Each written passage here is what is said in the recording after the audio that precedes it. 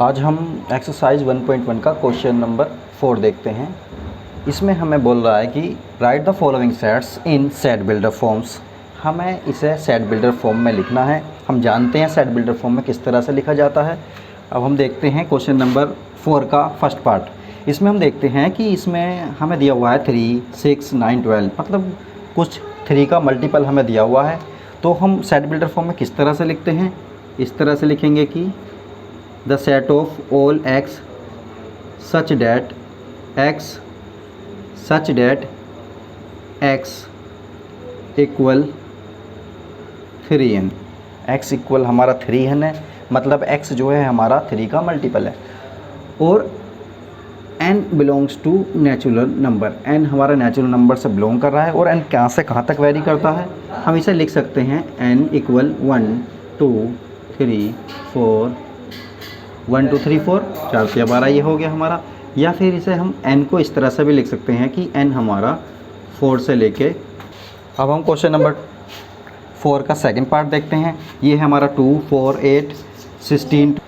अब हम इसका सेकंड पार्ट देखते हैं। सेकंड पार्ट में हमें दिया हुआ है 2 4 8 16 32। इसका मतलब ये है ये 2 की पावर समथिंग है।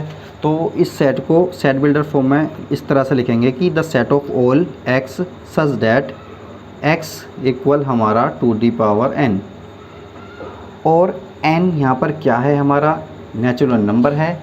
और n कहाँ से कहाँ तक वेरी कर रहा है, इस तरह से हम लिख सकते हैं n इक्वल 1 2 3 4 5। या n को हम इस तरह से भी लिख सकते हैं, ये स्मॉल n है। इस n को हम इस तरह से भी लिख सकते हैं कि n हमारा 1 से लेके 5 तक है।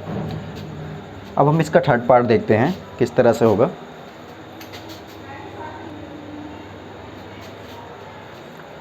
अब हम इसका थर्ड पार्ट देखते हैं। थर्ड पार्ट में हमें दिया हुआ है सेट की 5 25 125 625। तो ये कुछ इस तरह से बनना है कि 5 की पावर समथिंग बनना है। जैसे 5 की पावर 1 हो गया, 5 की पावर 2, 5 की पावर 3, 5 की पावर 4। तो इसे सेट बिल्डर फॉर्म में इस तरह से लिखेंगे हम the set of all x such that x equal 5 to the power n। और n क्या है, यहाँ पर n बिलोंग कर रहा है हमारा नेचुरल नंबर से। और n की वैल्यू कहाँ से कहाँ तक है, n की वैल्यू है 1 2 3 4। या इसे n की वैल्यू को हम इस तरह से भी लिख सकते हैं कि ये 1 से लेके 4 तक वेरी करेगा। अच्छा, इस वाले में देखते हैं हम। ये देखो 2 4 6 और इस तरह से हमारा बनना है ये। तो ये इवन नंबर का हमारा सेट है। इसे लिखने का तरीका इस तरह से है कि the set of all x such that x is an even natural number. ये सेट हमारा क्या है, नेचुरल नंबर का है। और सारे नंबर क्या है, हमारे इवन नंबर हैं।